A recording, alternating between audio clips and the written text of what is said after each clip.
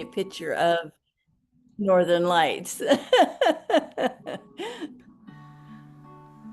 That's so That's cool. awesome. Yeah. Well, welcome. This is our monthly Reiki Share. Today is November 11th, 2025. And you see all these beautiful faces of those who are joining me live. And we've been chatting and visiting and just sharing community. And we have a special guest today, which is different than what we normally do. Normally, we chat about Reiki and our lives and what we've been doing, and then I facilitate a unique Reiki healing experience. But this evening, we have our special guest. And I am Jennifer Brodigan. My business is Reiki the Holy Gift. My email is reikitheholygift.com, and my email is jennifer@reikitheholygift.com. And our special guest this evening is Jan Wood, who lives in La Grande, Oregon, and she has written this delightful book that I want her to tell all about. We met in September when she took her Reiki 1 and 2 training from me. And the name of her book is Keeper of the Clearing. And as I read through her book, I just kept getting flashes of incorporating part of the story into different Reiki healing experiences. And so there are actually 8 pieces to this journey, and I do believe that this will be the first of 8 healing experiences from this book. So, Jan, thank you for being here, and thank you for writing this delightful book. Please tell us how this all came about. I sure will. Thank you so much. I'm going to make sure. Can you all hear me okay? Yes. Okay, perfect. So I'll mute the music while we're talking then. okay, actually it's kind of nice. Well, I'll turn it back on when the healing experience starts. As Jennifer mentioned, my name is Jan Wood. I live in La Grande with my husband, and we've got, I think, 4 fur kids now. You heard 2 of them saying hello just a little while ago. So we created the puppy. She's a little overzealous in the evenings. Um, I was one of those kids who was always writing stories and very, poetry, and I played the guitar and I wrote music, and it just I put it all aside as life, got busy and got into my careers and what have you. And I'm 63 now. I've been self-employed for a number of years now, but my husband and I were at the doctor's office at the beginning of this year, and we were sitting in there waiting for him to come in, and on the wall in his office was a picture, and it had a picture of a lion, a tiger, an owl, and a turtle. And it said, "Which one are you?" And then it was one of those like Myers-Briggs kind of personality profile things. But it was just the image of those 3 characters together, a tiger and an owl and a turtle just really tickled me. And we left there, and I said, wouldn't that make just the cutest book, the adventures of those 3 on some sort of a journey. And I just couldn't let it die. It just kept coming up and coming up. And the last couple of years have been very, I would say probably the last 10 years actually, have been a very interesting health journey for me. I've had 3 back surgeries, a neck surgery. I have an autoimmune disease called sarcoidosis of the lungs, and I have a lot of kidney issues. And so it's just been a really crazy number of years. That coupled with, what we all went through during COVID, and the fear that ensued around that time. And then some pretty volatile, I don't know if you've been aware of political issues that we've all been responding to one way or the other. And no matter where you find yourself on that spectrum, I just was really feeling the separation of true community with people, with friends, with family.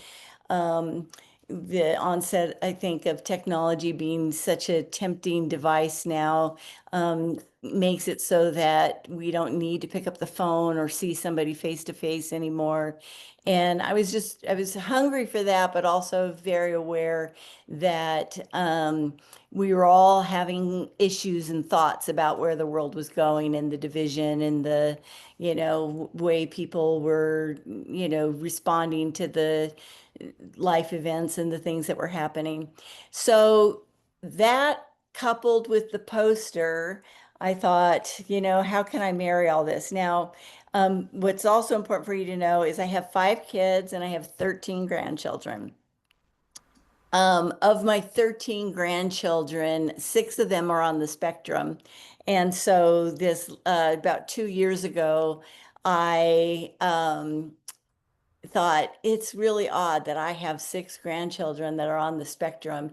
And then as I was going through their journey with them of discovering, going, boy, that's a lot like me. Oh, I do that. Oh, that too.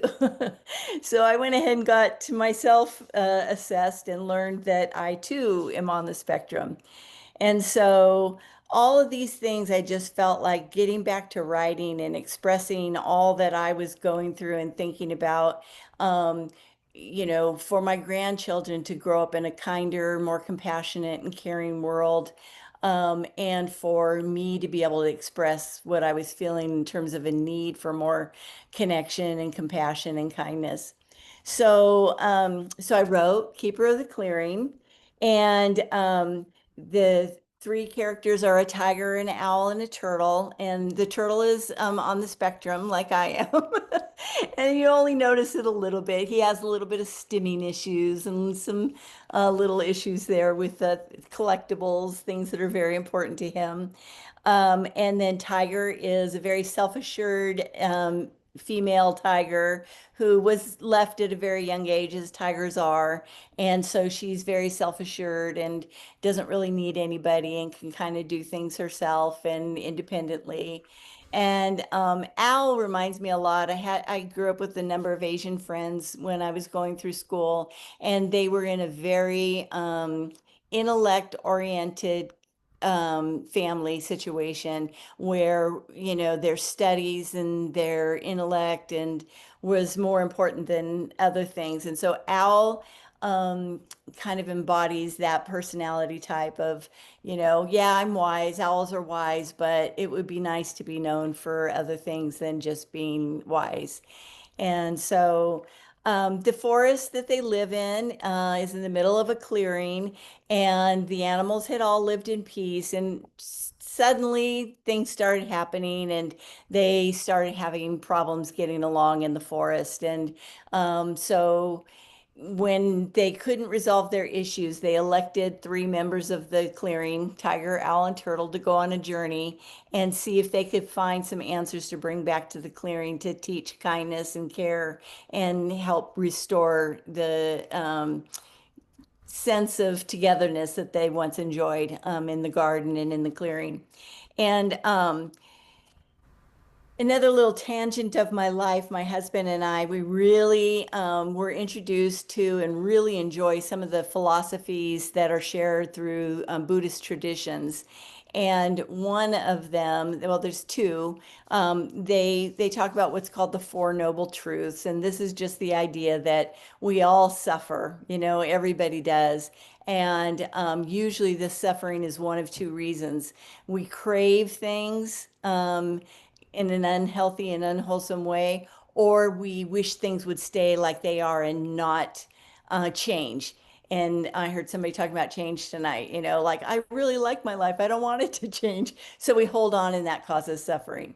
So, out of that, the fourth noble truth is that there's a way to not suffer. And the way to not suffer is what's called the Eightfold Path.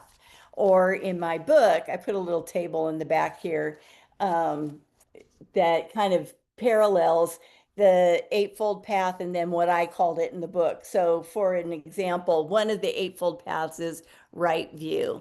And it's just about, you know, being sure that the things that you're thinking about and you're looking at them and seeing them clearly. And so I called that in the book clear seeing. So the trio goes off and they hit all these signs and they have an experience at each one where they find a sign. And, like one of them, one of my favorite scenes is they come across some groundhogs and they're all lined up on this road and they're just looking at the sun. And the trio comes up and goes, "What in the world are they doing?" And they are practicing. They go out every morning and they watch the sunrise. And, Tiger being the self-assured one that she is, well, what's so big about the sun? It rises every day. And they say, well, we've never seen this one before. So it's that taking time for appreciation to seeing things for the first time and seeing things in a new perspective. And so that's one of the signs that they see along the way. And there's one about working and doing things that don't hurt other people. And there's, just all these really just great, reminders of things that sometimes we forget about. We get so busy in life and we forget to take time and to be still and to listen. So that's the book, and I won't tell you how it ends because I'm in the middle of the second book. Actually, I'm not. Actually, today I literally uploaded all of the artwork and I'm about ready. The second book is called Thank you very much. Winds of Change. So while this one was about, learning the ways of the keeper, they meet this keeper of the clearing who, lived there and taught these animals about how to get along and how to have compassion and kindness and see clearly and have the right view and, good effort and what have you. The second book is about change. And there's another concept in Buddhist philosophy, and it's called impermanence. And we all know about impermanence. Basically, it's the law that says, the only thing that's certain is change. And it's all the time. And impermanence and the idea of equanimity being that you can live in a space of change without reacting to it and being drawn by it positively or negatively, but being okay to sit in the middle of change and recognize this is part of the process. And surely enough, change is going to change again. And so change is coming to the forest in a big way. And our characters are going to learn how to live with change. And then there'll be one more book to follow after that one. And haven't quite decided where that's all going. There's really big things that happen in the second book, but it was a really, really fun journey. And what is funny that Jennifer even asked me to share with you all tonight. And I thank you all for letting me take your space here to share this. Um, I wrote it for kids with kids in mind, and it's really resonated with an adult audience. And so when I wrote the second book, I go, okay, I'll step it up a little bit with themes and notions because adults have really, although I'm one of these ones that I still read Winnie the Pooh and all the kids' books. So so anyway, I really do appreciate you and thank you. I think Jennifer's got something really fun planned for us that mirrors really well the Eightfold Path, and I can't wait to hear what she has for us all. Well, this is just the first step. Okay. Clear seeing, yes. Oh, fun. Okay, so you go ahead and get yourselves comfortable. Go ahead and lay down. Mute your video and your audio. And as you do that, I'll give some instruction. And for those who may be watching this on recorded version, then you'll have a better idea of how this whole process will be taking place.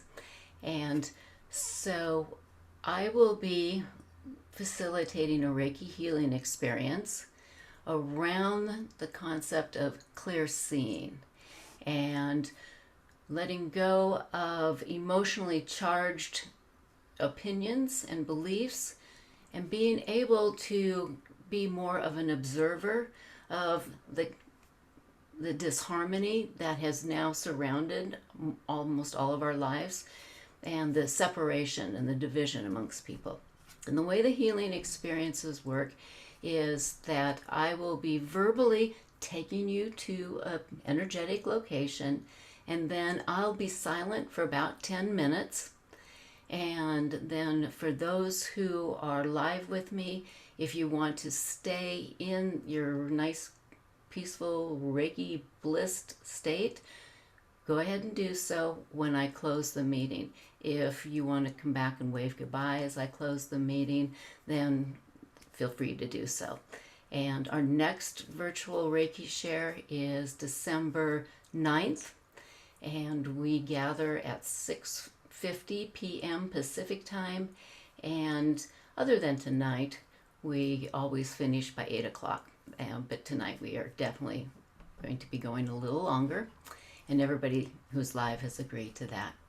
So as I turn on some music, get nice and comfortable, laying down, cozy, and start taking some nice, slow, deep breaths.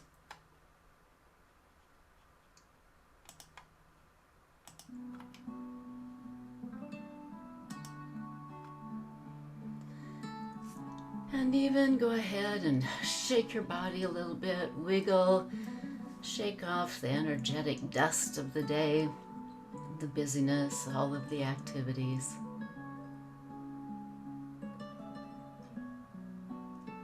Take a little bit of time to feel yourself breathe. For those of you who are trained in Reiki, activate your Reiki energy. And for those who are not trained in Reiki, it's all good.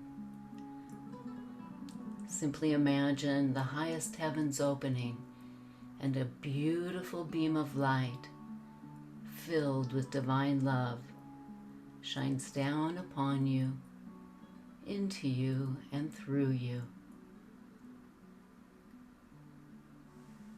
Now place one hand over your heart and the other over your lower belly.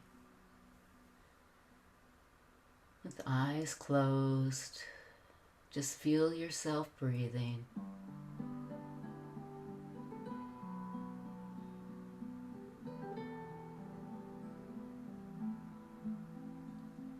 Giving your body and your mind time to slow down.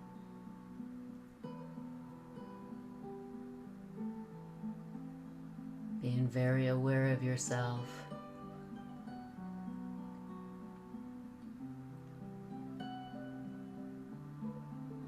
And detaching from everyday tasks and responsibilities.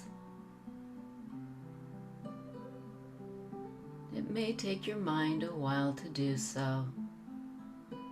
Please be patient with your mind if it continues to chatter.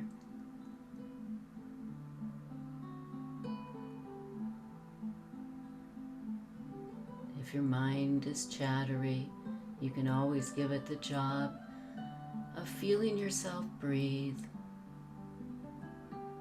and being aware of the rhythm of your heart. You might even choose to invite your mind to connect with your heart with each rhythm, each beat.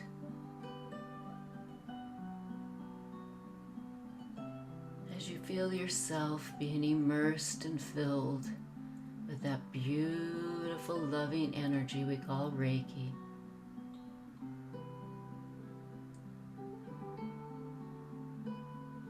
Your body fully relaxes and your mind slows down.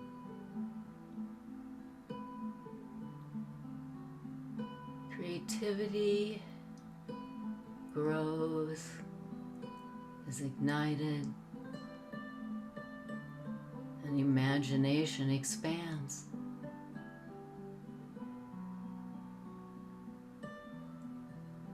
Allow your imagination to take you on a journey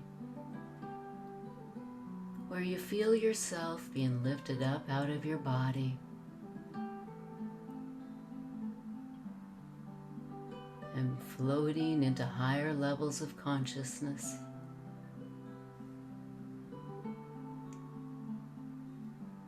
Connecting with the field of infinite possibilities.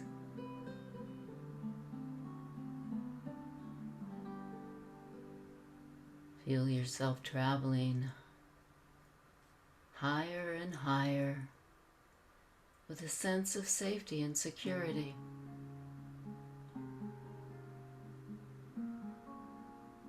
Feel yourself being surrounded by loving beings who are guiding your journey.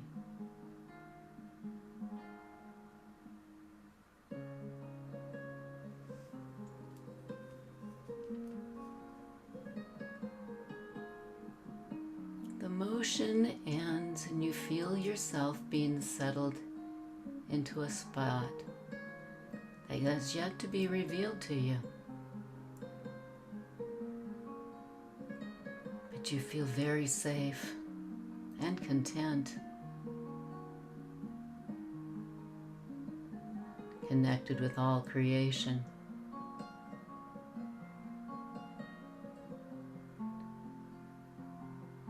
And then a bit of light begins to brighten the space around you, giving you a little view of where you have stopped. You begin to notice and recognize that the sky is lighting up.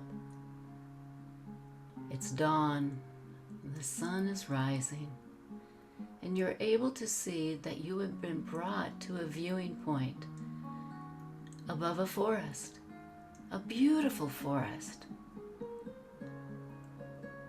And there in the center of the forest is a clearing.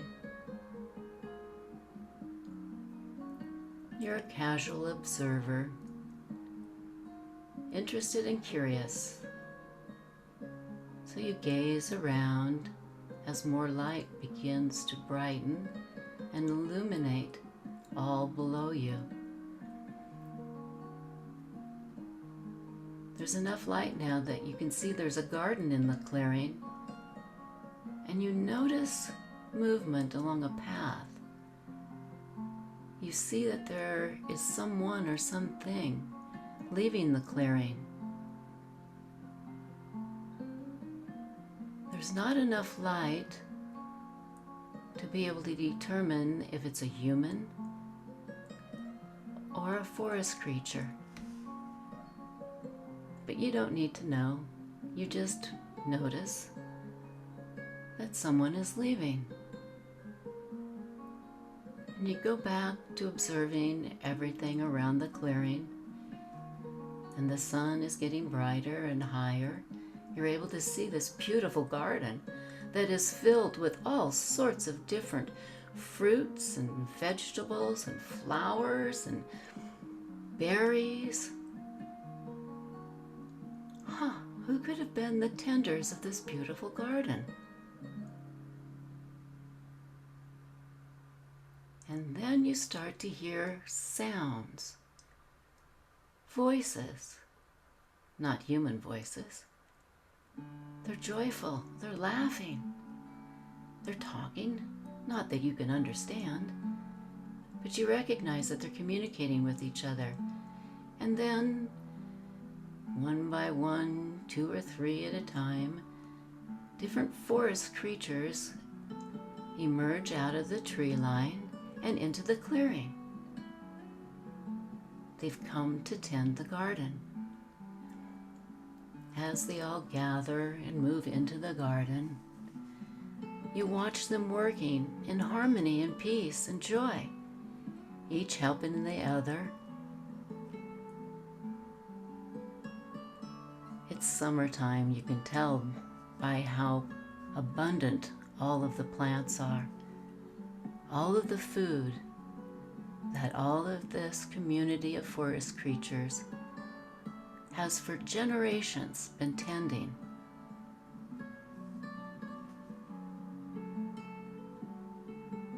Yes, now and then there's disagreements, but they've always been able to work them out and continue to love, respect each other, and work together.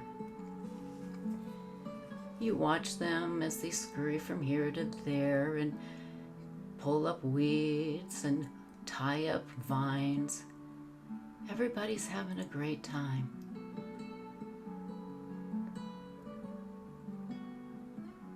And then they all leave for the evening. The sky is dark. The sky is full of stars and the moon. And we travel through time and space. And when the sun rises, it's autumn, harvest time. And everyone comes back to harvest the plants, to take what they need, and to help each other, just as they've all done for generations.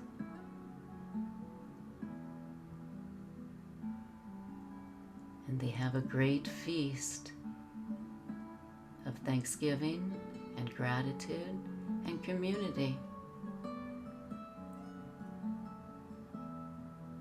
And the sun sets, and we travel through time again. And when the sun rises, we see that it is spring, the planting season. And it was a hard, messy winter, so there was a lot of cleanup to be done in the garden. And for the first time ever, there were some disagreements. Some didn't think others were working hard enough. Some didn't like the way things were being planted or the soil tilled. For the first time, the peace and harmony in the garden had been shattered. The planting got done, but not with love and joy. More of an obligation, just because they always did it. And they would need the food. And the sun set, and during the night we traveled through time.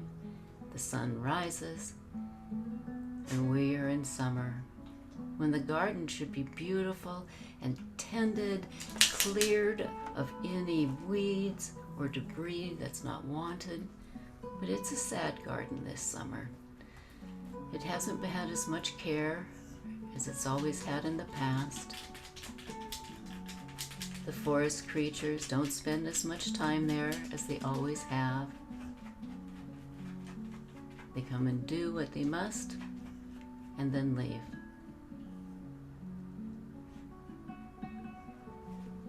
And you wonder, will they have enough food for the winter? And the sun sets, and we travel through time. Now we've gone through several seasons. And when the sun rises,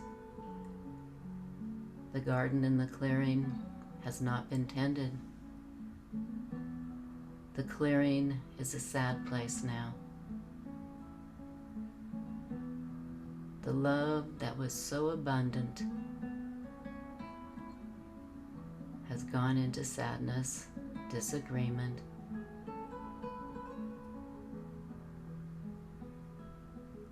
There are those within the forest community who are becoming very concerned. And they have been talking with each other, trying to learn what they could possibly do to restore the harmony. They've selected 3 from among them to go on a journey to find the steps, the tools, the knowledge, the wisdom that the original keeper of the clearing had established, to rediscover them and bring back that wisdom. You're observing the sad garden and the clearing as you notice movement in the air. Owl comes out of the trees and lands in the center of the clearing. Owl lives in questions and watches the world from above, always thinking, always recollecting. Then in another part of the forest, you feel movement, and your gaze goes to that area, and out of the tree line comes Turtle. Turtle, who of course stays close to the earth, steady and careful, never rushing into anything. And then from another part of the forest edge, there's much movement, and Tiger bounds out into the clearing. Tiger moves with fire and instinct, bold and brave, but often impatient. The three have been called together to go out on this journey.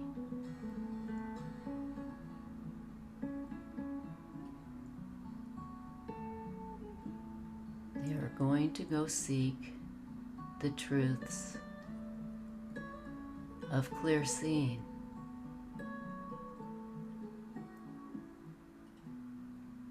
As one of the 8 steps they will bring back, but they don't know yet that there are 8.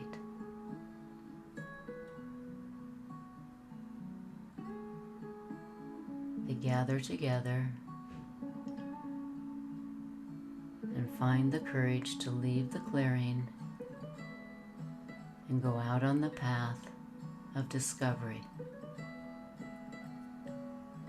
Now, as my voice goes silent, enjoy your own individual, unique Reiki healing experience to assist you to see life around you and events clearly,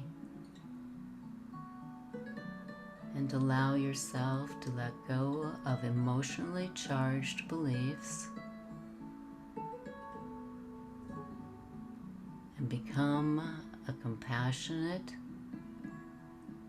observer when chaos is around you.